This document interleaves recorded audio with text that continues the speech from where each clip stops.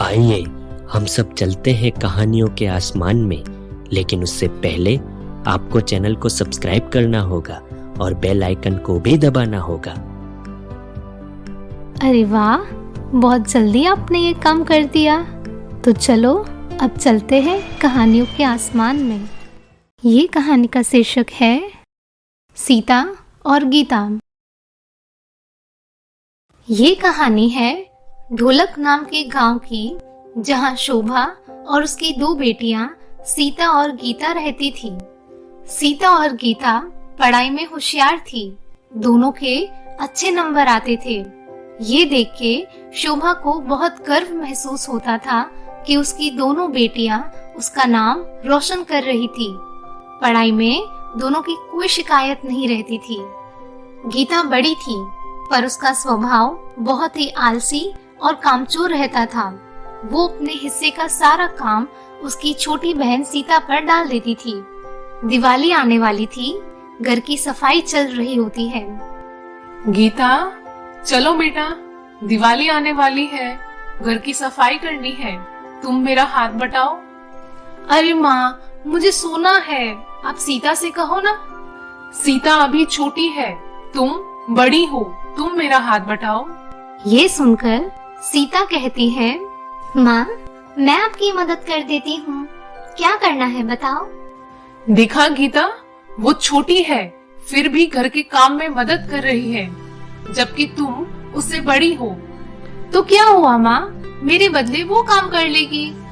ये देख के शोभा को बहुत बुरा लगता है कि गीता घर का कोई भी काम नहीं करती।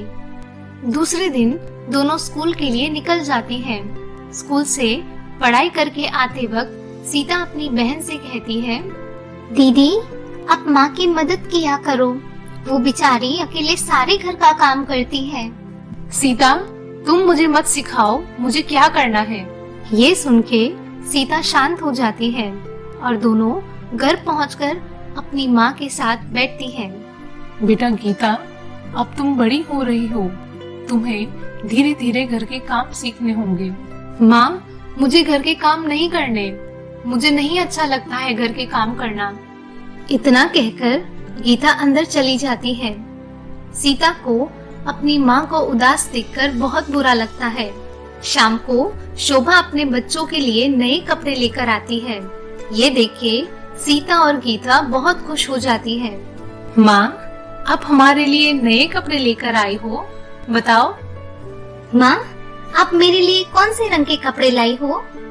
दिवाली में मेरी दोनों बच्चियाँ नए कपड़े पहनेगी।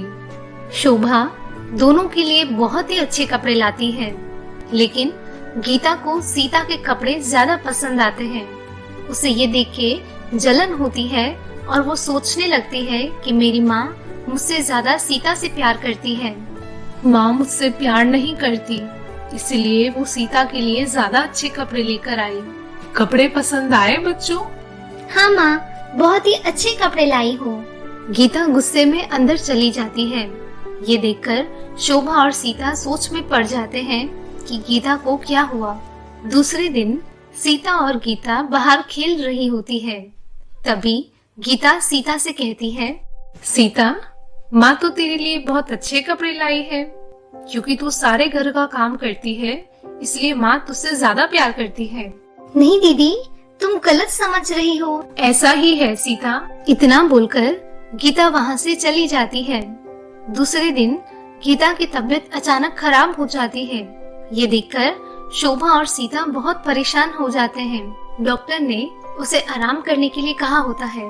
बेटा गीता, तुम आराम करो, मैं यहीं बैठी हूँ, कुछ चाहिए हो तो बताना। हाँ दीदी, मैं भी यहीं हूँ। शोभा और सीता दिन रात बहुत सेवा करते हैं।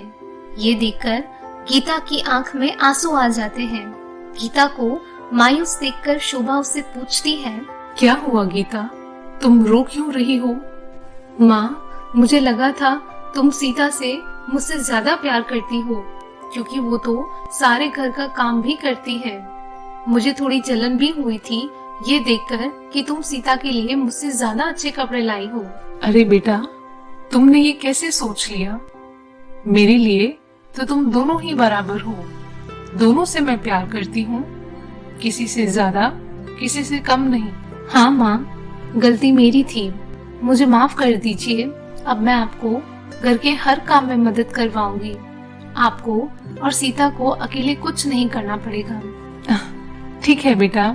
माँ का प्यार अपने बच्चों के लिए हमेशा बराबर रहता है, किसी से कम, किसी से ज्यादा नहीं होता। माँ अपने बच्चों में कभी भेदभाव नहीं करती। आपको हमारी वीडियो कैसी लगी ये आप हमें कमेंट सेक्शन में बताएं।